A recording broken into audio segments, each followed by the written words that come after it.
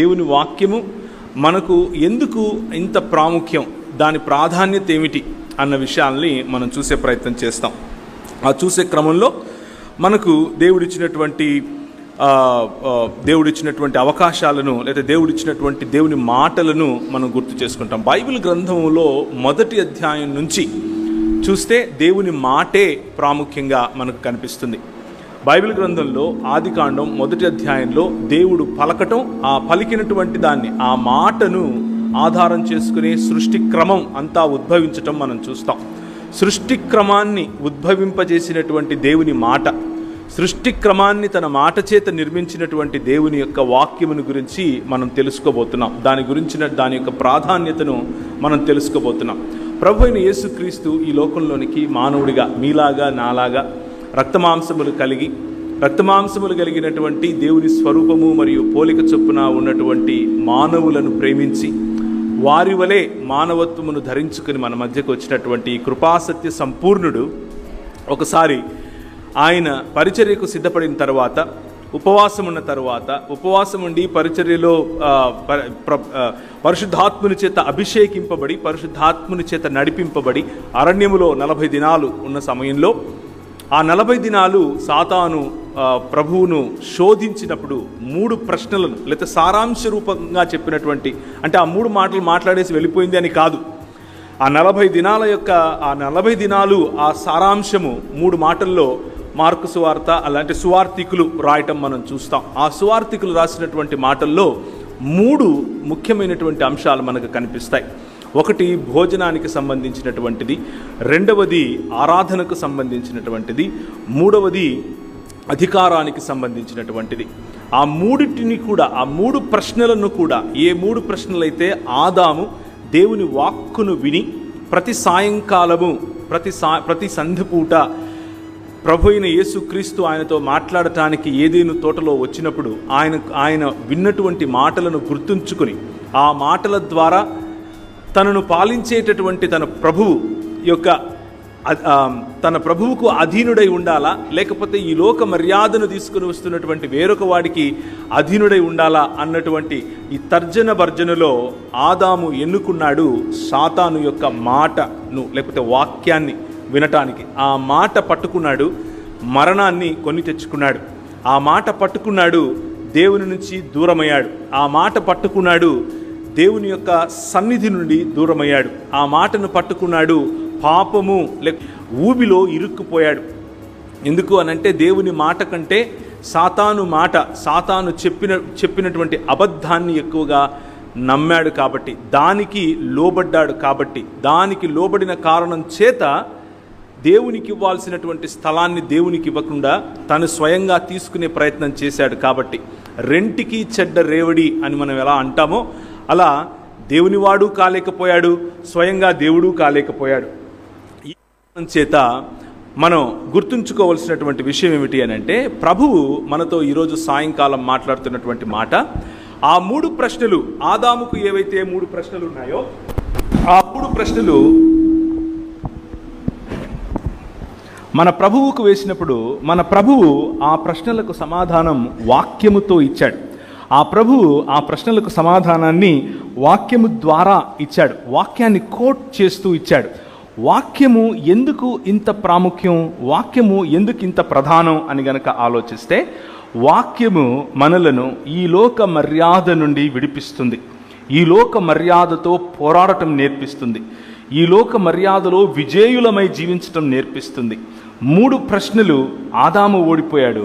3 ప్రశ్నలు కడపటి ఆదాము, నీవు నేను అనుసరించాల్సినటువంటి ఆదాము గెలిచాడు. సో వాక్యము మనలను గెలిచేలా చేస్తుంది. గెలిచేలా చేయటానికి మన చేతినివ్వబడినటువంటి 66 పుస్తకాలు ఏవైతే ఉన్నాయో వాటి యొక్క సారాంశము, ఆ సారాంశము మనల్ని జీవింపచేస్తుంది అనే, మనం వినే మాటలు, మనకు చెప్పే సంగతులు, అవి మన మనసుల్లో నాటుకుని పోతాయి. అవి మన బిహేవియర్ పైన ప్రభావం, ఎలాంటి ఆలోచనలు చేస్తాం, ఎలాంటివి చదువుతాం, ఎలాంటి సంబంధాల్లో ఉంటాం అన్నది మనం వినే మాటలను, వాటిపైన మనం ఉంచే నమ్మకము డిసైడ్ చేస్తుంది. సో మాట అన్నది, వాక్యము అన్నది వినటానికి ఒక మాటేగా అనుకుంటాం, కానీ ఆ మాట మన పైన చాలా బలమైనటువంటి పని చేస్తుంది. ఆ బలమైనటువంటి పని మనల్ని కూల్చేదిగా అయినా ఉంటుంది, లేకపోతే నిర్మించేదిగా అయినా ఉంటుంది. మనం కూల్చబడటానికి, నిర్మించబడటానికి రెండిటికీ కూడా మాట ముఖ్యంగా ఆధారం అవుతుంది. దేవుని వాక్యం చెప్తుంది యాకోబు గ్రంథంలో, నీ నోటి నాలుకను అదుపులో ఉంచుకో అని చెప్తుంది. నీ నాలుకను అదుపులో ఎందుకు ఉంచుకోవాలి అని అంటే, అది వైల్డ్ ఫైర్ లాంటిది, అది అగ్ని లాంటిది. మనుషులను చిన్నాభిన్నం చేస్తుంది, సంబంధాలను చిన్నాభిన్నం చేస్తుంది. ఒక మనిషిని మనిషిగా కాకుండా మాటలు చెప్తున్నాను అనంటే, మాట అన్నది అంత స్ట్రాంగ్, అంత బలమైంది. ఆ బలమైన మాట మన హృదయాలను నిర్మించగలదు, లేకపోతే మన హృదయాలను నిర్వీర్యం కూడా చేయగలదు. దేవుని మాట నిర్మించే మాట, దేవుని మాట కలుగజేసే మాట, దేవుని మాట కట్టే మాట, దేవుని మాట ఈ లోక మర్యాదను కూలుస్తుంది, ఈ లోకంలో మంచిని నిర్మిస్తుంది. దేవుని మాట మనకొక దృక్పథాన్ని ఇస్తుంది. దృక్పథము అనంటే ఏమిటి అనంటే, ఇవి కంటి అద్దాలు. ఇలా పెట్టుకున్నప్పుడు దీని ద్వారానే నేను మిమ్మల్ని అందరినీ చూడగలుగుతున్నాను. ఇది పెట్టుకుంటే నాకు బాగా కనిపిస్తాయి, చదవగలుగుతాను. కానీ ఇవి పెట్టుకుంటే మీరు బాగా కనిపించరు. ఇవి తీసేస్తే మీరు బాగా కనిపిస్తారు, కానీ అద్దాలు సరిగ్గా కనిపించవు. దీన్ని గుడ్డితనానికి మొదటి మెట్టు అంటారు, రైట్? నేను ఆ మొదటి మెట్టు ఎక్కేసాను ఆల్రెడీ. సో ఎందుకు ఈ మాట చెప్తున్నానంటే, ఇవే కంటి అద్దాలు నలుపు రంగులో ఉంటే అంతా నల్లగా కనిపిస్తుంది. ఇవే అద్దాలు ఎరుపు రంగులో ఉంటే అంతా ఎరుపు రంగులోనే ఉంటాయి. మనకున్న సామెతను గుర్తు చేసుకుంటే, కామెర్లు ఉన్నవాడికి లోకమంతా పచ్చగానే కనిపిస్తుంది. దృక్పథము అంటే కంటెద్దాలతో సమానం. ఈ దేవుని వాక్యము మనకు దృక్పథంలా పనిచేస్తుంది. ఈ ప్రపంచాన్ని చూడటానికి ఒక ఫ్రేమ్ వర్క్ ఇస్తుంది. ఈ ప్రపంచాన్ని అర్థం చేసుకోవటానికి ఒక మంచి కంటి అద్దాల్లాగా పనిచేస్తుంది. పురుషుణ్ణి పురుషునిగా చెబుతుంది, స్త్రీలను స్త్రీలుగా చెబుతుంది. పురుషుణ్ణి ఎలా గౌరవించాలో నేర్పిస్తుంది, స్త్రీని ఎలా గౌరవించాలో నేర్పిస్తుంది. స్త్రీ పురుషులకు ఉన్నటువంటి వైవిధ్యత లేదా వివిధత, అలాగే స్త్రీ పురుషులు దేవుని స్వరూపము మరియు పోలిక చొప్పున చేయబడినటువంటి దేవుని పోలికలో ఉన్నటువంటి మనుష్యులుగా చెబుతుంది. ఈ లోకం నేర్పించేటటువంటి ఆలోచనలకు భిన్నంగా దేవుడు తన విలువలను ఈ వాక్యము ద్వారా మనకు నేర్పిస్తాడు. ఈ వాక్యము ఈ దృక్పథములాగా పనిచేయటం కారణం చేత సంబంధాలలో మార్పు, వ్యక్తిగత జీవితంలో మార్పు, జీవితంలో మార్పు, సంఘ జీవితంలో మార్పు, సంఘ జీవితంలో బాధ్యతలు, కుటుంబం పట్ల బాధ్యతలు, స్త్రీల పట్ల గౌరవం, చిన్న బిడ్డల పట్ల వారి హక్కులను వారికి ఇచ్చేందుకు చేసే ప్రయత్నం, ఇలా చూసుకుంటూ పోతే సమాజ నిర్మాణం జరగటానికి, మానవుడు తిరిగి మానవుడు అవటానికి దేవుని వాక్యము ఒక దృక్పథంలాగా పనిచేస్తుంది. దాని ద్వారా, దాని గుండా చూసినప్పుడు అన్నీ స్పష్టంగా కనిపిస్తాయి. దాన్ని తీసేసినప్పుడు మసకగా కనిపిస్తుంది. మొదటి చూసినట్లయితే ఆదాము మరియు సాతాను జరిగినటువంటి ఆ సంభాషణ, సాతాను చెప్పినటువంటి అబద్ధం విన్నప్పుడు ఆయన, మీరు దేవతలే కదా, మీరు దేవుని వంటి వారే కదా, ఆయన మిమ్మల్ని ఆయన స్వరూపం ముందు ఆయన పోలిక చొప్పున చేశాడు కదా, మళ్ళా మీకు దేవుడు ఏంటి అని అన్నాడు. అలా అన్నప్పుడు, అవును, నా దేవుడు నన్ను సామంతుడిగా చేశాడు, ఈ ప్రపంచము పైన ఆయన 5 రకాలైనటువంటి ఆశీర్వాదములు నాకు ఇచ్చాడు, ఆయన వాక్కు నిజమైనది, ఆయన ఒక మాట పలికాడు అనంటే ఆ వాక్యము నిజమైనది, దాని మీద నేను నిలబడాలి అన్నటువంటి ఆలోచన. 5 రకాలైనటువంటి ఈ బ్లెస్సింగ్స్, లేకపోతే ఆశీర్వాదముతో కూడినటువంటి బాధ్యత, కర్తవ్యం, ఆశీర్వాదము మరియు బాధ్యత కలిసి ఉన్నటువంటి 5 మాటలు. మీరు ఫలించండి, మీరు విస్తరించండి, అభివృద్ధి చెందండి, భూమిని నిండించండి మరియు దానిని లోపరచుకోండి. మీరు ఫలించండి, విస్తరించండి, అభివృద్ధి చెందండి, భూమిని నిండించండి మరియు దానిని లోబరుచుకోండి. It's a mandate. Mandate is something that involves a responsibility and a blessing in it. అందులో దేవుని ఆశీర్వాదముతో పాటు బాధ్యత మనకు కనిపిస్తుంది. ఇట్ ఈస్ అవర్ ఇది మన బాధ్యత. ఏంటి మన బాధ్యత? ఫలించటం మన బాధ్యత, విస్తరించటం మన బాధ్యత, భూమిని నిండించటం మన బాధ్యత, అభివృద్ధి చెందటం మన బాధ్యత, దానిని లోపరుచుకోవటం మన బాధ్యత. ఆ బాధ్యతను మనకు దేవుడు తన సామంతుడిగా, ఆయన చక్రవర్తి అయి సర్వలోకమును పరిపాలించే సమయంలో నిన్ను పిలిచి నీవు నాకు ప్రతినిధివి అని చెప్పి ఆయన ఈ లోకంలో ఏలమని చెప్పాడు. ఆ ఏలమని చెప్పిన మాటను ఆదాము విన్నాడు. ఆదాము హవ్వలు అనగా మానవ సమాజం అది విన్నది. విన్న మానవ సమాజం దేవుని వాక్యమును పట్టుకోకుండా పక్కనే వచ్చి చెప్పినటువంటి ఇంకొక మాట, నువ్వు దేవుడివి కాలేవా? నీకు ఇంకా పైన ఒక నాయకుడు ఉండాలా? నీ అంతా నువ్వు చెయ్యొచ్చుగా అని చెప్పినప్పుడు, లేకపోతే నువ్వు దేవుడివేనటగా అని చెప్పినప్పుడు దేవుని స్థానాన్ని మనం దొంగిలించే ప్రయత్నం చేశాం. మనిషిగా మనల్ని దేవుడు చేశాడు, దేవుడుగా నేను ఉండాలని మనిషి అనుకున్నాడు. జాగ్రత్తగా వినండి. ది ఒరిజినల్, నిజానికి ఎక్కడ పాపం మొదలైంది అన్నటువంటి మాట, దేవుడిచ్చినటువంటి స్వాతంత్రాన్ని, దేవుడిచ్చినటువంటి సామంతత్వాన్ని, దేవునికి సామంతుడిగా ఈ ప్రపంచాన్ని ఏలేటటువంటి బాధ్యతను మరియు ఆశీర్వాదాన్ని తూలనాడి నా అంతకు నేనే అటానమస్గా బ్రతుకుతాను అని నిర్ణయించుకున్నటువంటి ఈ ఆలోచన, ఈ దృక్పథం, అంటే ఎర్రగా కనిపించే కళ్ళజోడు పెట్టుకున్నాడు. ఎర్రగా కనిపించే కళ్ళజోడు పెట్టుకున్నాడు కాబట్టి ప్రపంచాన్ని ఎర్రగా చూడటం మొదలుపెట్టాడు. ప్రపంచాన్ని ఎర్రగా చూడటం మొదలుపెట్టాడు కాబట్టి పాపం అనగా దేవుణ్ణి తిరస్కరించినటువంటి ఆ పని చేసిన మొదటి రోజే తన భార్యను తృణీకరించాడు. రిలేషన్షిప్స్లో ప్రాబ్లం వచ్చింది. తన భార్యను తనకంటే తక్కువదిగా చూశాడు. అధికారంలో ప్రాబ్లం వచ్చింది. దేవుడు మనిషికి అధికారం ఇచ్చాడు. దేనిపైన అధికారం ఇచ్చాడు? సర్వ పక్షులపైన, జంతువులపైన, భూమిపైన ప్రాకు జీవులపైన, చెట్లపైన, పండ్లపైన, every produce that the earth brings out. భూమి ఆకాశములను సృజించినటువంటి యెహోవా 115వ కీర్తన ఒకసారి తీస్తారా? 115వ కీర్తన 16వ వచనం. 115వ కీర్తన 16వ వచనం. ఆకాశములు యెహోవా వశములు, భూమిని ఆయన నరులకు ఇచ్చి ఉన్నాడు. నరులకు అధికారముతో ఇచ్చాడు. దాన్ని ఏలండి అని అన్నాడు, దాన్ని లోబరుచుకోండి అని అన్నాడు. పెత్తనం చేయండి అని చెప్పలేదు.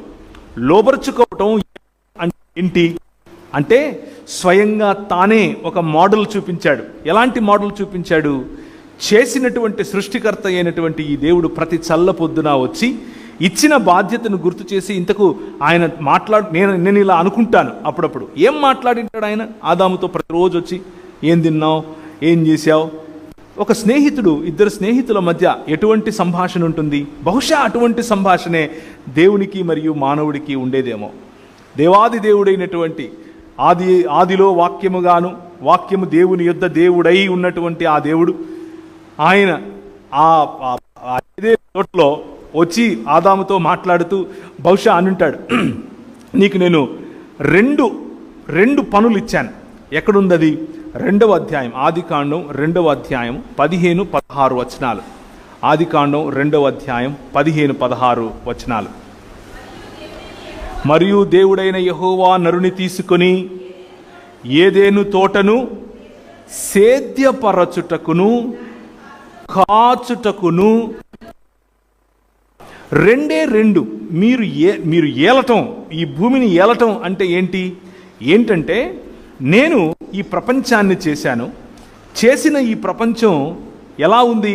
ఆదికాండం 1వ అధ్యాయంలో మొదటి 2-3 వచనాల్లో మనకు కనిపిస్తుంది. భూమి నిరాకారముగాను శూన్యముగాను ఉన్నది.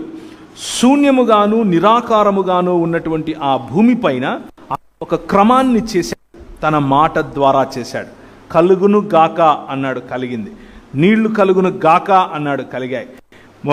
దాన్ని ఏమంటారు, చెట్లు కలుగును గాక అన్నాడు చెట్లు, రాత్రికొకటి ఉదయానికొకటి వెలుగు కలుగును గాక అన్నాడు వెలుగు.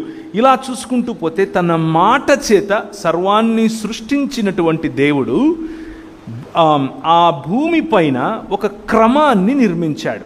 ఆ క్రమం ఏమిటి? ఏదేను తోట అనే క్రమం. తన మాట చేత పనివాడైనటువంటి దేవుడు, తోటమాలి అని తనను తాను పిలుచుకునేటటువంటి దేవుడు ఆ భూమి పైన ఒక క్రమాన్ని నిర్మించాడు. నదులు ఎక్కడ ప్రవహించాలో అక్కడ ప్రవహిస్తున్నాయి. ఈవులు ఎవరికి ఏవి దక్కాలో అవి దక్కుతున్నాయి. పశుపక్షాదులన్నీ సుభిక్షంగా ఉన్నాయి. పండ్లు, కాయగూరలు వంటివి ప్రతి ఒక్కటి ఎక్కడెక్కడ అమర్చాలో అక్కడక్కడ అమర్చాడు. ముళ్ళ తుప్పలు లేవు, ముళ్ళ చెట్లు లేవు. ఏం పర్యవసానం ఉంది ఆయన చేసినటువంటి సృష్టిలో అనంటే క్రమము అనే పర్యవసానం ఉంది. ఆ క్రమంలో మానవుడు సుభిక్షతను చూసి ఆ క్రమాన్ని విస్తరింపచేయాలి, ఆ క్రమములో ఫలించాలి, ఆ క్రమాన్ని అభివృద్ధి చేయాలి, ఆ క్రమముతో భూమిని నిండించాలి, ఆ క్రమము ద్వారా ఏలుబడి చేయాలి. పెత్తనం కాదు, ఏలుబడి చేయాలి. పెత్తనం చేయటం అంటే అర్థం ఏమిటి అని అంటే, ఒక అత్తగారు కోడలి పైన చేసేది, లేకపోతే ఈ రోజుల్లో రివర్స్లేండి, అత్తగారి పైన కోడలు చేసేది, అది పెత్తనం. మనము పోలీస్ స్టేషన్కి వెళ్తే సిఐ గారు చేసేది, లేకపోతే మనం అధికారి అని అనుకునేవాడు. మీరు స్కూల్కి వెళ్ళుంటారు, లెక్కల మాస్టర్ అంటే మీకు ఏం గుర్తొస్తుంది? ఇలా ఇలా ఇలా ఇలా ఇలా షేక్ అయిపోతూ ఉంటారు. ఎందుకు? పెత్తనం చేస్తాడు, చేతిలో కట్టెపట్టుకుని 2 ఇచ్చుకుంటాడు. ఆయన ఇచ్చుకునే ఆ 2 మనకు ఈ రోజు వరకు గుర్తుంటాయి. అది పెత్తనం చేయటం. మన ఉద్దేశంలో అధికారి అంటే ఎవరంటే మన హక్కులను కాలరాసేవాడు, మన హక్కులతో ఆడుకునేవాడు, మన బాడీస్ను అబ్యూస్ చేసేవాడు, మనకున్నటువంటి స్వేచ్ఛను హరించేవాడు అని అనుకుంటాం. నిజానికి అది దేవుని మాట కాదు, దేవుని వాక్యం కాదు. దేవుని వాక్యము అధికారం ఇచ్చింది. ఏంటా అధికారం? సేద్యము చేయటానికి మరియు కాయటానికి నీకు ఇచ్చినటువంటి అధికారం. ఏదేను తోటను సేద్యపరచుటకును కాయుటకును ఆయన ఆదాముకు అధికారం ఇచ్చాడు. దేవుని దృష్టిలో, దేవుని దృక్పథంలో అధికారం అంటే ఏంటంటే కాచుకోవటం. దేవుని దృక్పథంలో అధికారం అంటే ఏంటంటే సేద్యపరచటం. మానవుని దృక్పథంలో, లేకపోతే ఈ లోక మర్యాదలో, ఈ లోక దృక్పథంలో అధికారం అంటే ఏంటంటే పెత్తనం చేయటం, అవతలి వారిపైన రాజ్యం చేయటం. దేవుడు మనిషికి అధికారం అన్నింటిపైన ఇచ్చాడు, సర్వ సృష్టి పైన ఇచ్చాడు. కానీ ఒక మనిషి పైన ఇంకొక మనిషికి అధికారం ఇచ్చాడా? ఇవ్వలేదు.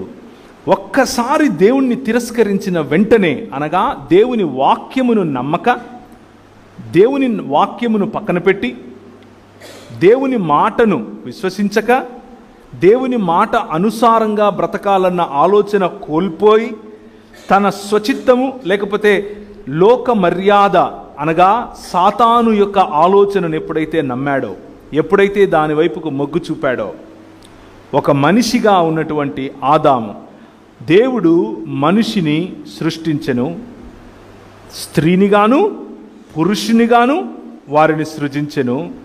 వారికి అనగా స్త్రీ పురుషులకు ఆదాము అని పేరు పెట్టాడు. ఆదాము అనంటే కేవలం పురుషుడు కాదు. ఆదాము, ఆదం అంటే మానవ సమాజం, లేకపోతే స్త్రీ పురుషులు అని అర్థం. ఇది హెబ్రీ భాషలో ఉన్నటువంటి మాట. ఆ మానవుడు తనలో భాగమైనటువంటి, తనకు సమానమైనటువంటి, సాటి అయిన సహాయకురాలైనటువంటి స్త్రీని తక్కువగా చూడటం మొదలుపెట్టాడు. ఇదిగా నువ్వు ఇచ్చావుగా, మొదలెట్టింది ఈ అమ్మాయి అని బ్లేమ్ గేమ్ మొదలుపెట్టాడు. దృక్పథం మారింది, సంబంధం మారింది. దృక్పథం మారింది, మాటలు మారాయి. మాట దేవుడిదైతే పాట పాడటం మొదలుపెట్టాడు. ఏమని ఒకసారి చూస్తారా? 2వ అధ్యాయము ఆదికాండం. పాట పాడాడు. ఇది ప్రపంచంలో మానవుల్లో మొట్టమొదటి డ్యూయట్ సాంగ్.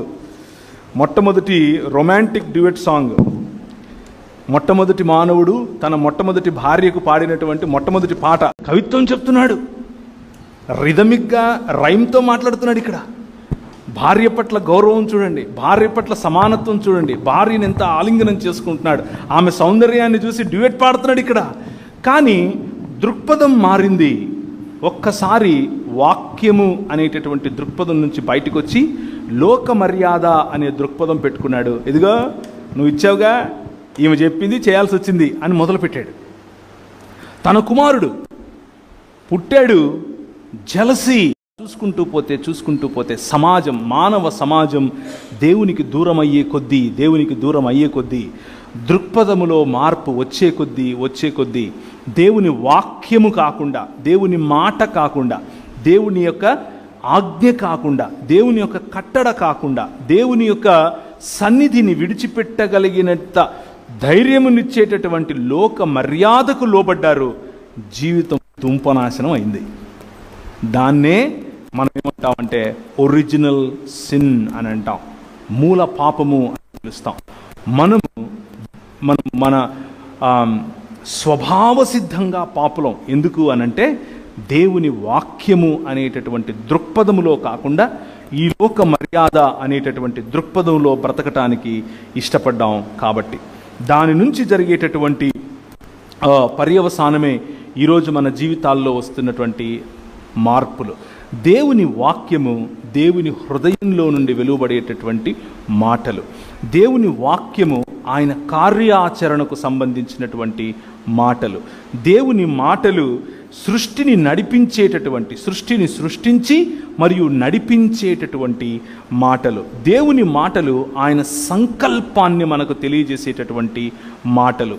దేవుని మాటలు దేవుని రాజ్యాంగం అన్న విషయాన్ని మనం మర్చిపోకూడదు. ఈ మాటలు గనక మనం అర్థం చేసుకుంటే, దేవుని మాటలను గనక మనం పట్టుకోగలిగితే, అనగా వాక్యమును గనక మనం పట్టుకోగలిగితే దేవుని హృదయం అర్థమవుతుంది. నెంబర్ 1. నెంబర్ 2, దేవుని కార్యాచరణ అర్థమవుతుంది. నెంబర్ 3, దేవుని యొక్క సంకల్పం అర్థమవుతుంది. నెంబర్ 4, దేవుని యొక్క విమోచన కార్యం అర్థమవుతుంది. నెంబర్ 5, దేవుని యొక్క దాన్ని ఏమంటారు, దేవుని యొక్క రాజ్యాంగము అర్థమవుతుంది. కాబట్టి ఆయన రాజని, మనం ఆయన సామంతులమని, ఆయన యొక్క అంబాసిడర్స్మని ఈ ప్రపంచాన్ని ఏలటానికి, ప్రపంచంలో సుభిక్షతను తీసుకొని రావటానికి అవసరమైనటువంటి సువార్త అర్థమవుతుంది. సో దేవుని వాక్యము రెండంచుల ఖడ్గము అన్నటువంటి మాట మీరు వినే ఉంటారు, దేవుని వాక్యంలో చదివే ఉంటారు. దేవుని మాట రెండంచుల ఖడ్గము అని మనకు ఎందుకు చెప్తున్నారు అంటే, ఒక అంచు దేవుని గురించి మనకు చెబుతుంది, రెండవ అంచు మనిషిని గురించి చెబుతుంది. ఈ 66 పుస్తకాలు ఉన్నటువంటి దేవుని వాక్యం చాలామంది పొరపడేది ఏమిటి అని అంటే, we limit this to the theology written by human beings. మనుష్యుల చేత లేకపోతే మనుష్యులు వ్రాసినటువంటి దేవుని గురించినటువంటి అధ్యయనం అని అనుకుంటాం. కానీ అంతకు మాత్రమే పరిమితం కాదండి. దేవుని వాక్యమైనటువంటి 66 పుస్తకాలు ఉన్నటువంటి బైబిల్ గ్రంథము దేవుడు రాసినటువంటి ఆంథ్రోపాలజీ. ఆంథ్రోపాలజీ అంటే అర్థం ఏంటంటే మనుష్య శాస్త్రము. This is not just a theology or the book of theology, but this is a book of anthropology written by God himself. దేవుడు రాసినటువంటి ఆంథ్రోపాలజీ అనే పుస్తకమే బైబిల్. సో ఈ రెండంచుల ఖడ్గం, ఒకటి దేవుని మనకు అర్థం చేసేలా చేస్తుంది, దేవుని సంకల్పాన్ని అర్థం చేసేలా చేస్తుంది, దేవుని హృదయాన్ని అర్థం చేసేలా చేస్తుంది, దేవుడు మనకిచ్చినటువంటి పిలుపుని అర్థం చేసేలా చేస్తుంది, దేవుడు మనకిచ్చినటువంటి అధికారాన్ని అర్థం చేసుకునేలా చేస్తుంది. రెండవదిగా మనిషి ఏమై ఉన్నాడో చెప్తుంది. మనిషికి ఉండాల్సిన కనికరము గురించి చెబుతుంది, ప్రేమను గురించి చెబుతుంది, విశ్వాసమును గురించి చెబుతుంది, విశ్వాస్యతను గురించి చెబుతుంది, నమ్మకత్వమును గురించి చెబుతుంది. ఇలా ఎందుకు చెబుతుంది అనంటే, the relationship between man and man, మనుషునితో ఉండాల్సిన సంబంధమును నేర్పించే పుస్తకమే 66 పుస్తకాలు ఉన్నటువంటి బైబిల్ గ్రంథం. వాక్యము, దేవుని వాక్యము మనిషిని మనిషిగా చేస్తుంది. అంటే ఏ రోజైతే మనం దేవుణ్ణి తిరస్కరించామో, నేనెప్పుడు దేవుణ్ణి తిరస్కరించాను అంటారా? నేనెప్పుడూ దేవుణ్ణి తిరస్కరించలేదే, నేను చాలా భక్తిగా ఉన్నాను కదా, నేను ప్రతి ఆదివారం సంఘానికి వస్తాను, సంఘ బల్ల ఆరాధనలో నేను పాల్గొంటాను, నేను కానుకలు వేస్తాను, నేను సువార్త పరిచర్యకు వెళతాను, ఇదంతా చేస్తున్నాను కదా, దేవుణ్ణి తిరస్కరించడం ఏంటి అన్న ప్రశ్న మీలో రావచ్చు. ఒక చిన్న ఉదాహరణ చెప్తాను. నాకు పెళ్లి చేసుకోవాలి అన్నటువంటి సమయం వచ్చింది. మా పాస్టర్ గారు పిలిచి, అయ్యా మా బిడ్డను నీకు ఇచ్చి పెళ్లి చేయాలనుకుంటున్నాము, మీ అమ్మ ఫోన్ నెంబర్ ఇస్తే నేను మాట్లాడతాను అని అన్నాడు. సరే అని చెప్పి మా అమ్మకు నేను ఫోన్ చేశాను. నేను అప్పుడు మధ్యప్రదేశ్లో మిషనరీగా ఉన్నాను. మధ్యప్రదేశ్లో నేను 11 సంవత్సరాలు దేవుని పరిచర్య మిషనరీగా చేశాను. కోయా, గోండు, కోర్కు, బిలాలా ఇలాంటి అలాగే ముస్లింలు ఇలాంటి జాతుల మధ్యలో నేను పరిచర్య చేశాను.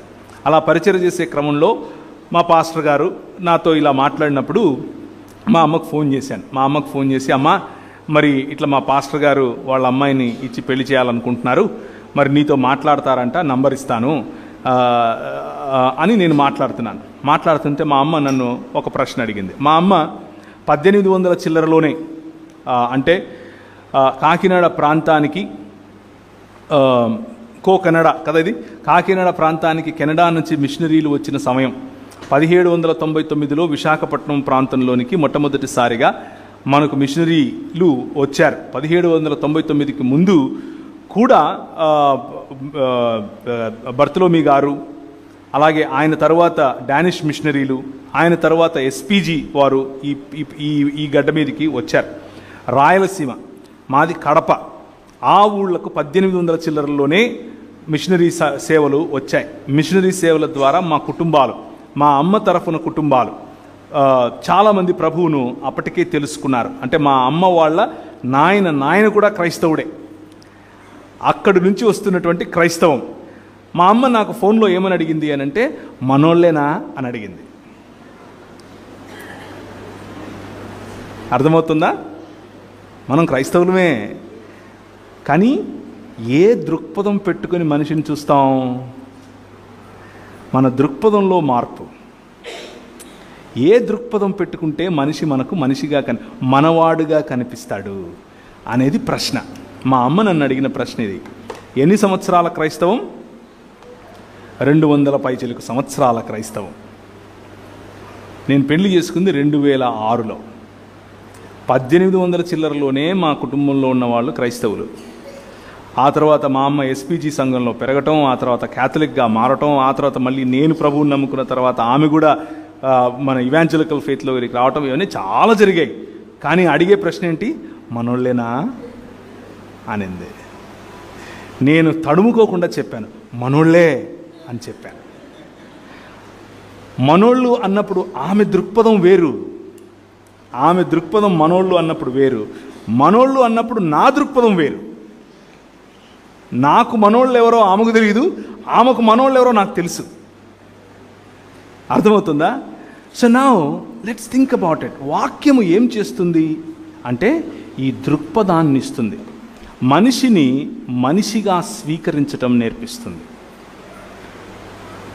మన అన్న పదానికి మనిషి అన్న పదంతో ముడిపెట్టి మరీ చూడటం నేర్పిస్తుంది. మనోళ్ళేనా అనే ఆలోచన,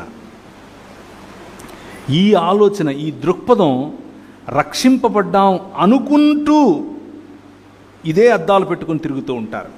66 పుస్తకాలు ఉన్నటువంటి ఈ బైబిల్ మనకు ఒక దృక్పథాన్ని ఇస్తుంది. ఏం దృక్పథాన్ని ఇస్తుంది అని అంటే, ఇప్పుడు క్రీస్తునందు యూదుడని యూదేతరుడని తేడా లేదు, ఇప్పుడు క్రీస్తునందు స్త్రీ అని పురుషుడని తేడా లేదు, ఇప్పుడు క్రీస్తునందు స్వామి అని బానిసయని తేడా లేదు. అందరూ మధ్యలో అడ్డుగోడలు పడద్రోయబడ్డాయి. గలతీయులకు రాసిన పత్రిక రాసిందే ఇందుకు. గలతీయులకు అనేటటువంటి పత్రిక రాసిందే మానవులలో. దేవుని వాక్యము మనిషిని మనిషిగా మారుస్తుంది, మనుష్యత్వములోనికి తీసుకొని వస్తుంది. దినదిన ప్రవర్తమానముగా యేసు క్రీస్తును పోలినటువంటి మనుషులముగా మనం మారేలా చేస్తుంది. మనం మనుష్యులముగా మారటానికి సాటి మనిషిని ఎలా చూడాలో మనకు నేర్పిస్తుంది. సాటి మనిషిని గౌరవించేటటువంటి ఆ దృక్పథాన్ని దేవుని వాక్యము మనకు నేర్పిస్తుంది. So the Kingdom of God, దేవుని రాజ్యము సమీపించి ఉన్నది కనుక మారు మనస్సు పొందండి అని చెప్పినటువంటి మాట మార్కు సువార్త 1వ అధ్యాయం. చూస్తారా? మార్కు సువార్త 1వ అధ్యాయం.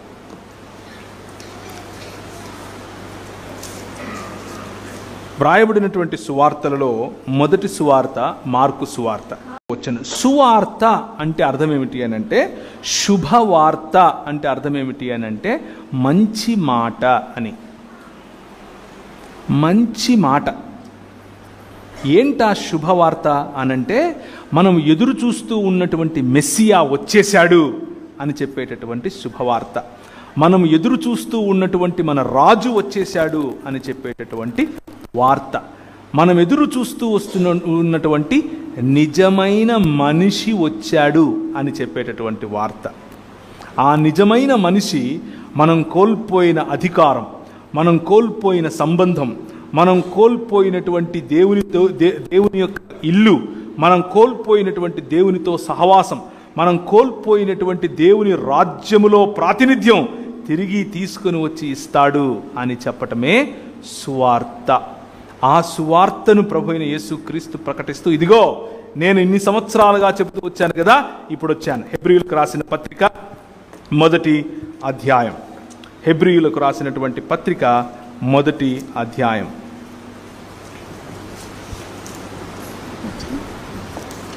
మొదటి వచనం నుంచి చదవాలి. పూర్వకాలమందు నానా సమయములలో నానా విధములుగా ప్రవక్తల ద్వారా మన పితరులతో మాట్లాడిన దేవుడు ఈ దినముల అంతమందు కుమారుని ద్వారా మనతో మాట్లాడెను. ఆయన ఆ కుమారుని సమస్తమునకును వారసునిగా నియమించెను. ఆయన ద్వారా ప్రపంచములను నిర్మించెను. ఆయన దేవుని మహిమ యొక్క తేజస్సును తన తత్వము యొక్క మూర్తిమంతత్వమునై ఉండి తన మహత్తు గల మాట చేత సమస్తమును నిర్వహించుచు పాపముల విషయములో శుద్ధీకరణము తానే చేసి దేవదూతల కంటే ఎంత శ్రేష్టమైన నామమును పొందెనో వారి కంటే అంత శ్రేష్ఠుడై ఉన్నత లోకమందు మహామహుడగు దేవుని కుడిపార్శ్వమున కూర్చుండెను. ఇది దేవుని వాక్యమును గురించినటువంటి చెప్పేటటువంటి మాట. దేవుని యొక్క మాట అనంటే, దేవుడు మనిషి గురించి ఒక నిజమైన మనుష్యుడు అయినటువంటి క్రీస్తును గురించి పలుకుతూ వస్తున్నటువంటి మాట. అందుకనే క్రీస్తుకు రెండవ లేకపోతే కడపటి ఆదాము అన్న పేరు. ఒక ఆదాము ఓటమి మరొక ఆదాము యొక్క గెలుపులో సంపూర్ణం చేసినటువంటి దేవుని సంకల్పం. ఆ సంకల్పమును మనకు తెలియచేయటమే వాక్యముకున్నటువంటి ప్రధాన లక్ష్యం. ఏం చేశాడు? ఏం సంకల్పమును ఎలా చెప్పాడు? పూర్వకాలమందు నానా సమయములలో నానా విధములుగా ప్రవక్తల ద్వారా మన పితరులతో మాట్లాడాడు. ఎలా మాట్లాడాడు? ఎవరితో మాట్లాడాడు? ఆయన ప్రత్యక్షత, ముఖ్యంగా వాక్ దర్శనం అని పిలవచ్చు, వాక్ ప్రత్యక్షత అని పిలవచ్చు. ఎలా, ఎవరితో మాట్లాడాడు? ఒక మాట చేత సృష్టించినటువంటి దేవుడు తనను తాను, నేను భూమ్యాకాశములకు దేవుణ్ణి, నేను నక్షత్రములకు దేవుణ్ణి, నేను సూర్యచంద్రాదులకు దేవుణ్ణి అని చెప్పుకోవడం మానేసి, నేను అబ్రహాము దేవుణ్ణి, నేను ఇస్సాకు దేవుణ్ణి, నేను యాకోబు దేవుణ్ణి. It's a personal God. ఆయన వ్యక్తిగతమైనటువంటి దేవుడు, వ్యక్తిగతంగా మనతో సంబంధము నిలుపుకునేటటువంటి దేవుడు. ఎలాంటి సంబంధం? మాట ద్వారా సంబంధం, తన సన్నిధిని ఇవ్వటం ద్వారా సంబంధం, తనతో ఆజ్ఞను ఇవ్వటమే కాదు, తన పైన ఆశీర్వాదములు ఇవ్వటం, ఆ ఆశీర్వాదాన్ని నెరవేర్చి చూపించేటటువంటి వాగ్దర్శనమిచ్చినటువంటి దేవుడు. ఈ ప్రపంచమంతా కూడా మనం చూసినట్లుగా ఆయన నిర్మించినటువంటి ఈ ప్రపంచం తన రాజ్యమైతే, భూమ్యాకాశములను సృజించినటువంటి యెహోవా చక్రవర్తి వలె పరిపాలించటానికి ఆయన ఆకాశములలో సింహాసనాసీనుడై ఉంటే, భూమి తన పాదపీఠముగా ఉన్నటువంటి ఈ భూమిపైన మానవుడికి అధికారం ఇచ్చి నువ్వు ఏల్రా అన్నాడు. ఏల్రా అన్నవాడు ఈ అధికారాన్ని తీసుకుని ఎవరి చేతికిచ్చాడు? సాతాను చేతికిచ్చాడు. ఇప్పుడు దేవుని సంకల్పం ఏమిటి? మనకెక్కడి నుంచి తెలుస్తుంది? 66 పుస్తకాలు ఉన్నటువంటి దేవుని గ్రంథం. వాక్యము నుంచి మనకు ఆ సంకల్పం తెలుస్తుంది. ఏంటి ఆ సంకల్పం? ఎఫెసీయులకు రాసిన పత్రిక 1వ అధ్యాయం 10వ వచనం. ఎఫెసీయులకు రాసిన పత్రిక 1వ అధ్యాయం 10వ వచనం. గట్టిగా చదవాలి ఎవరైనా సరే. ఈ సంకల్పం, దేవునికి ఒక సంకల్పం ఉంది. ఆ సంకల్పాన్ని బట్టి ఆయన ఏదో చేయాలనుకుంటున్నాడు. ఏం చేయాలనుకుంటున్నాడు? పరలోకమందున్నవే గాని భూమి మీద ఉన్నవే గాని సమస్తమును క్రీస్తునందు ఏకముగా సమకూర్చాలని తనలో తాను నిర్ణయించుకున్నాడు. దేవుని సంకల్పం ఏమిటి అనంటే to unite the heavens and the earth, భూమి ఆకాశములను ఐక్యపరచటం. క్రీస్తు అనే నిజమైన మానవుడు, క్రీస్తు అనే నిజమైన దేవుడు, ఈ దేవుడు మరియు మానవుడు అయితే దైవ మానవుడైనటువంటి ఈ క్రీస్తులో భూమి ఆకాశములను కలపటం ఆయన సంకల్పం. ఇంతకుముందు ఏ విధంగా అయితే అగాధము లేనటువంటి సహవాసములో మనిషి మరియు మానవుడు మనిషి మరియు దేవుడు జీవించారో అటువంటి స్థితిలోనికే, షలోం అనేటటువంటి స్థితిలోనికి తిరిగి మనల్ని తీసుకొని రావాలి అని అనుకున్నాడు. ఆ శుభ వార్త, ఆ మాట మనకు చెప్పటానికి పూర్వకాలమందు నానా విధాలుగా నానా ప్రవక్తల ద్వారా మనకు ఆ మాట చెప్తూ వచ్చాడు. ఒక్కసారి బ్రషప్ చేసుకునేందుకు ప్రయత్నం చేద్దాం. మొట్టమొదటిసారిగా ఈ అగాధములోనికి, లేకపోతే దేవుడు భూమి ఆకాశముల మధ్య ఇంత అగాధానికి కారణమైనటువంటి మానవ సమాజాన్ని రక్షించటం కోసం 3 దినములైన తరువాత తిరిగి లేపుతాను అని హోషియా గ్రంథం 6వ అధ్యాయంలో చెప్పిన మాటను నిలబెట్టుకునే ప్రక్రియలో, ఆ ప్రణాళికలో, లేకపోతే ఆ సంకల్పములో భాగంగా నోవహుతో ఏం చేశాడు? చెప్పండి. నోవహుతో ఏం చేశాడు? మాట్లాడాడు. మాట, వాక్యం. నోవహు ఇది చేయి అని అన్నాడు. చిత్తం ప్రభువా అని నోవహు చేశాడు. నశించిపోయే మానవ సమాజాన్ని తిరిగి తన కుటుంబముగా, తిరిగి తన రాజ్యముగా, తిరిగి తను రాజుగా, వారు తన ప్రజలుగా, తిరిగి తను కాపరిగా మరియు ఆయన పాలించు గొర్రెలుగా సమాజం, ఇలా వేరు వేరు సాదృశ్యాలతో మాట్లాడుతూ మనుష్యులను తన కుటుంబంలో భాగముగా, నేను తండ్రిని మీరు నా పిల్లలు అనేటటువంటి సాదృశ్యంతో మాట్లాడుతూ ప్రభు నోవహుతో మళ్ళీ నూతన సృష్టి కార్యాన్ని మొదలుపెట్టాడు. క్రొత్త సృష్టి అన్నది నోవహు ద్వారా మొదలైంది. ఆ నోవహు ద్వారా మొదలైన సృష్టి తర్వాత మళ్ళీ పాపపు యొక్క ఛాయలు మెల్లిమెల్లిగా పెరుగుతూ ఉన్న సమయంలో మళ్ళీ వాక్కు ఎవరికి? అబ్రహాముకు. అబ్రహాము, నీ ఉన్నటువంటి నీ దేశము, నీ పితరులు, నీ కుటుంబము, నీ లోక మర్యాద ఇది కాదు. నేను ఒక రాజ్యం నిర్మించబోతున్నాను, నేను ఒక నూతన సృష్టిని చేయబోతున్నాను, నీ ద్వారా ప్రపంచములను ఆశీర్వదిస్తానయ్యా, నీకు అర్థం కావట్లేదు, నా మాటను నమ్ముతావా అన్నాడు. ఓకే అని ఆయన స్టెప్డ్ అహెడ్, ఆయన ముందుకు రావటం మొదలుపెట్టాడు. వాక్యము యొక్క ప్రాధాన్యత ఏమిటి అని అంటే, ఆ వాక్యము నీ చెవిన పడిన తర్వాత నీ స్పందన ఎస్ నేను చేస్తాను అనంటే నీ ద్వారా ఆయన ప్రపంచములను ఆశీర్వదిస్తాడు, నీ ద్వారా ప్రపంచములను కడతాడు, నీ ద్వారా సమాజాన్ని కడతాడు, నీ ద్వారా మానవులను మానవులుగా చేస్తాడు, నీ ద్వారా మానవులను దేవుని కుటుంబములో భాగంగా చేస్తాడు, నీ ద్వారా మనుషులను తిరిగి దేవుని యొక్క బిడ్డలుగా, దేవుని యొక్క కాపరిత్వము క్రింద ఉండే గొర్రెలుగా, దేవుని యొక్క రాజ్యములో పౌరులుగా, దేవుడు తండ్రి అయితే వీరు పిల్లలుగా ఉండేందుకు అవకాశం ఇస్తాడు.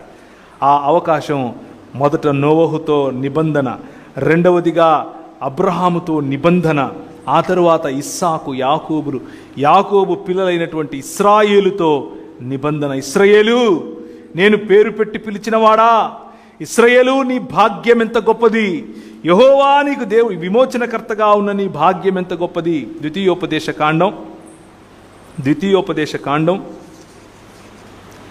33వ అధ్యాయం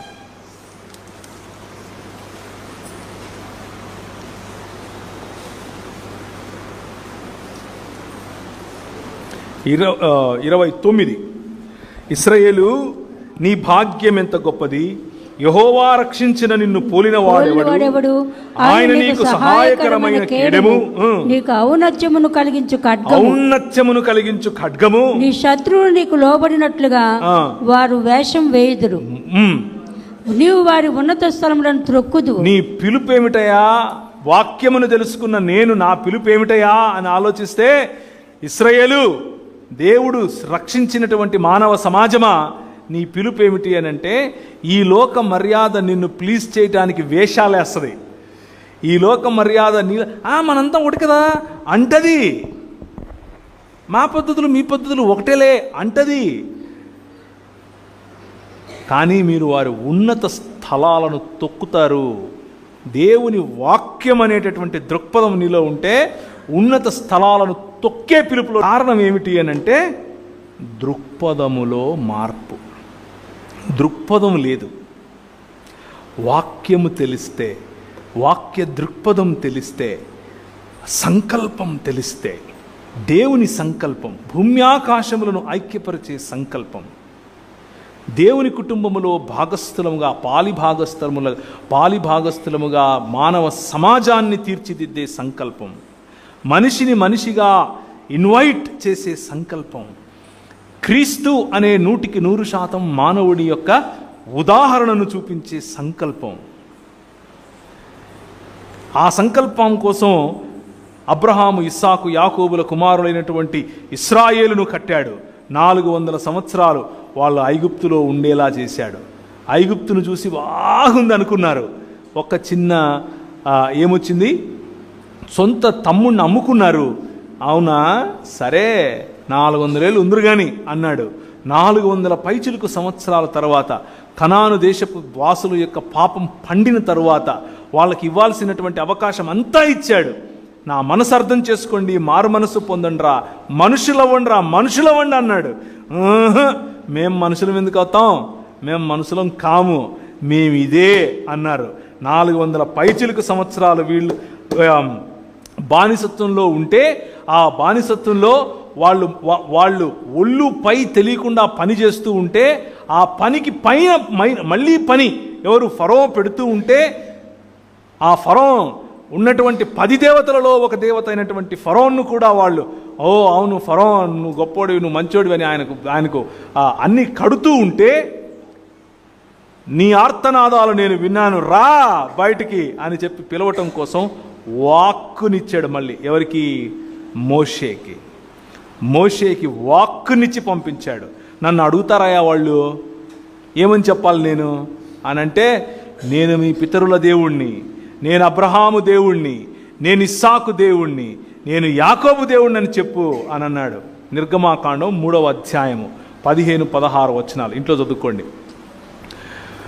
అలా పిలిచినటువంటి దేవుడు మొదటి ఒడంబడిక నోవహుతో, 2వ ఒడంబడిక అబ్రహాముతో, 3వ ఒడంబడిక అంటే అబ్రహాము పిల్లలైనటువంటి ఇస్సాకు, యాకోబులు మరియు ఇశ్రాయేలుతో, 4వ ఒడంబడిక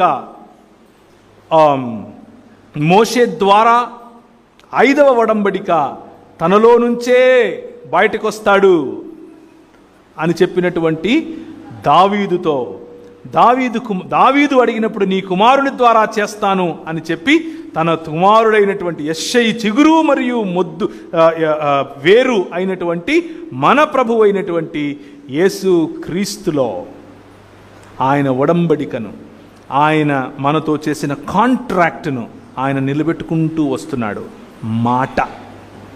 మాట దేవుని వాక్యం అనంటే ఆయన మనుషులతో చేసిన ఒడంబడిక, కవనెంట్ అని దీన్ని పిలుస్తారు.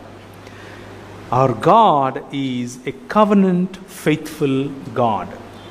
మన దేవుడు ఇచ్చిన మాట తప్పనివాడు. మన దేవుడు మాట ఇచ్చి దాన్ని వ్యర్థపరిచేవాడు కాదు. మన దేవుడు తన మాటను నెరవేర్చేవాడు. ఆ మాటను నెరవేర్చటం కోసం ఆయన స్వయంగా మానవుడై రాగలడు, వచ్చాడు. అదే సువార్త. God promised that we all will be his family once again. మనం మరొకసారి ఆయన కుటుంబం అవుతాం అని ఆయన ప్రామిస్ చేశాడు. దానిని ప్రభు అయిన యేసు క్రీస్తులో ఆయన సంపూర్ణం చేశాడు. యోహాను సువార్త 1వ అధ్యాయం. మనం హెబ్రీయులకు రాసిన పత్రికలో 1వ అధ్యాయం చదివాం. నానా కాలముల యందు దేవుడు నానా విధములుగా ప్రవక్తల ద్వారా మన పితరులతో మాట్లాడిన దేవుడు ఆ దినముల అంతమందు కుమారుని ద్వారా మనతో మాట్లాడాడు. ఈ కుమారుడు ఎవరు? యోహాను సువార్త 1వ అధ్యాయం. ఆదియందు వాక్యము ఉండెను, వాక్యము దేవుడు యొద్ద ఉండెను, వాక్యము దేవుడై ఉండెను, ఆయన ఆదియందు దేవుని యొద్ద ఉండెను, సమస్తము ఆయన మూలముగా కలిగెను, కలిగి ఉన్నదేదియు ఆయన లేకుండా కలగలేదు. ఇప్పుడు 12 రండి, 14. ఆ వాక్యము శరీరధారి అయి కృపాసత్య సంపూర్ణుడిగా మన మధ్య నివసించెను.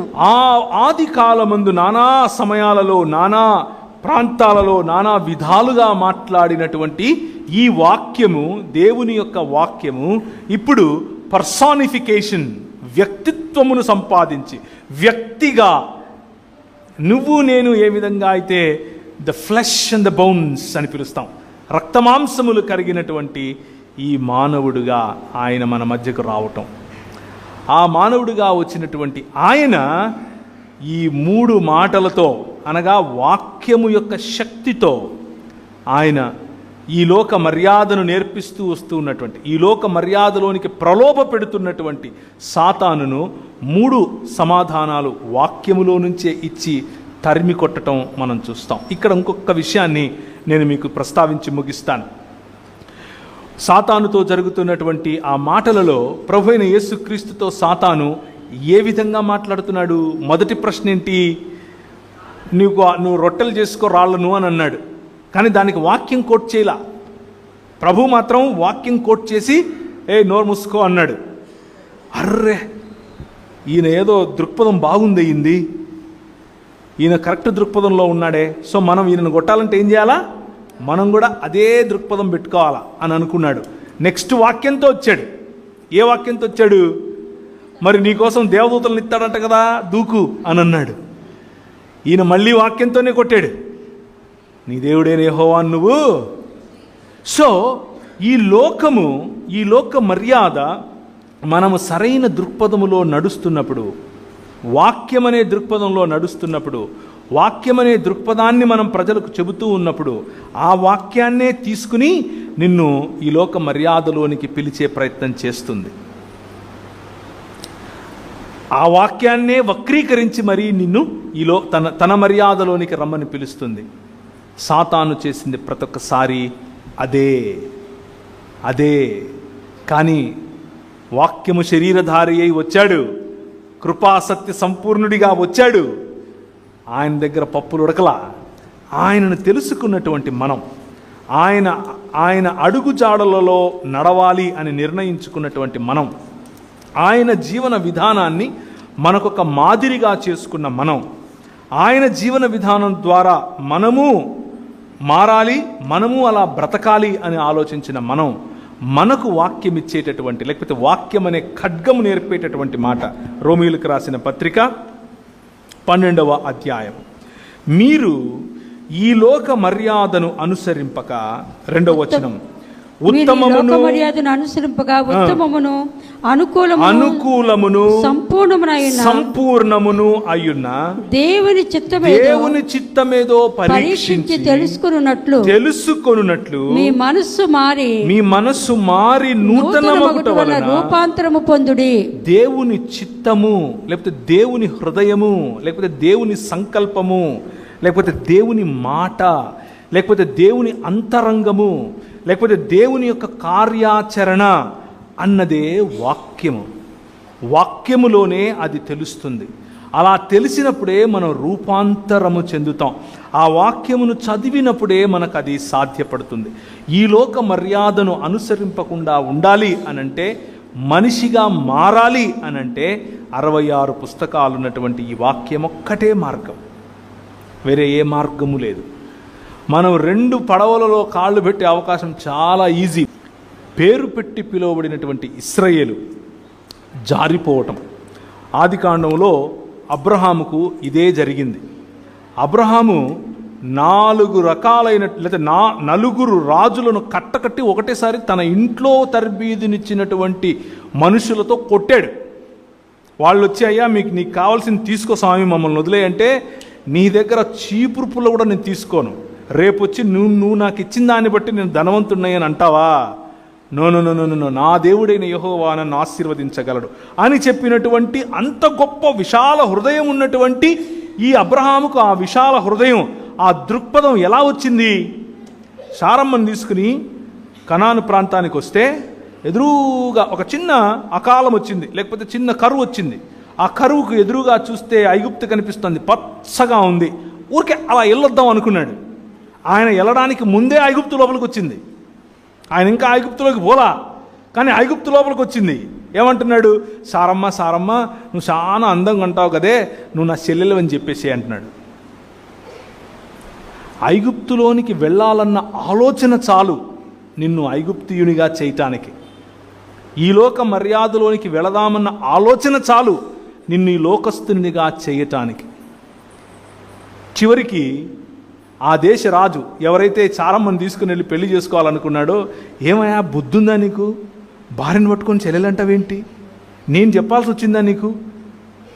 మీ దేవుడు అంట, ఆయన ఎవరో చాలా పెద్ద దేవుడు, రాత్రి కళ్ళలో కనిపెట్టి తిట్టాడయా, నన్ను చంపేస్తాడు ఆయన, నీకు ఆ మాత్రం బుద్ధి లేదా, అలా చేస్తావా అని చీవాట్లు పెట్టి డబ్బులు ఇచ్చి పంపించాడు. అలా వచ్చిందే హాగరమ్మ. అర్థమవుతుందా మీకు? ఐగుప్తులోనికి వెళ్ళాలన్న ఆలోచన చాలు నిన్ను ఐగుప్తీయునిగా చేస్తుంది. కొరింథీయులకు రాసిన పత్రికలో ప్రభు అంటున్నాడు, మీరు దేవదూతలకు తీర్పును తీర్చేవారని తెలీదా మీకు? ఈ లోకంలో ఈ లోక మర్యాద చొప్పున మీరు మీలో తీర్పులు తీర్చుకోవాల్సిన, ఒకరినొకరు క్షమించుకోవాల్సిన మీరు బయటికి వెళ్ళి రచ్చబెట్టి వాళ్ళ కాలు పట్టుకుంటారా అని అప్పుడే చెప్పాడు పౌలు. ఈ లోక మర్యాద, బైబిల్ చదువుతూనే ఉంటాం, తిరుగుతూనే ఉంటాం, ప్రార్థన చేస్తూనే ఉంటాం, పరలోకమందున్న మా తండ్రి నీ నామం పరిశుద్ధపరచబడునుగాక, నీ రాజ్యం వచ్చునుగాక, నేను చచ్చిపోనుగాక అనే టైప్లో బ్రతుకుతాం. ఆయన వచ్చేది లేదు. ఆయన వస్తే మనం అందరూ సమానమైపోతున్నా. ఆయన రాజ్యం ఎలా వస్తుంది? మనం వెళ్ళి ఇంకొకరి కాళ్ళు పట్టుకుందాం. అందుకు వాక్యము మనకేం నేర్పిస్తుంది? ఈ లోక మర్యాద చొప్పున కాదు. రోమీయులకు రాసిన పత్రిక 12వ అధ్యాయము, ఈ లోక మర్యాదను అనుసరింపక ఉత్తమము, అనుకూలము, సంపూర్ణము అయ్యున్న దేవుని చిత్తము అనగా వాక్యము యొక్క సారాంశము, ఆయన రాజ్యము యొక్క పునాది దేవుని వాక్యము. దానిని పరీక్షించి తెలుసుకుంటే మీ మనస్సులు మారతాయి, దినదిన ప్రవర్తమానముగా నూతనమవుతూ రూపాంతరము చెందుతాయి. అంటే మనిషిగా రోజు రోజుకు మారతారు అని. ఈ వాక్యము మన నరనరాల్లో ఇంకాలి. ఈ వాక్యము మన బ్లడ్ సెల్స్లో ఇంకాలి. ఈ వాక్యము ఇంకటం అని అంటే మళ్ళీ పొరపాటున కేవలం వల్లవేయటం అనుకుండేరు. అంటే ఒక 10 కంటత వాక్యాలు, ఇంకొక 20 కంటత వాక్యాలు ఇక్కడ నిలబడి చెప్తే వాక్యం అర్థమైనట్లు కాదు. సొంత వాళ్ళను క్షమించలేనటువంటి హృదయ కాఠిన్యం, సొంత వాళ్ళతో ఐక్యపరచబడలేనటువంటి హృదయ కాఠిన్యం, విభజించుకొని పాలించుకోవాలి అనేటటువంటి ఈ లోక మర్యాద.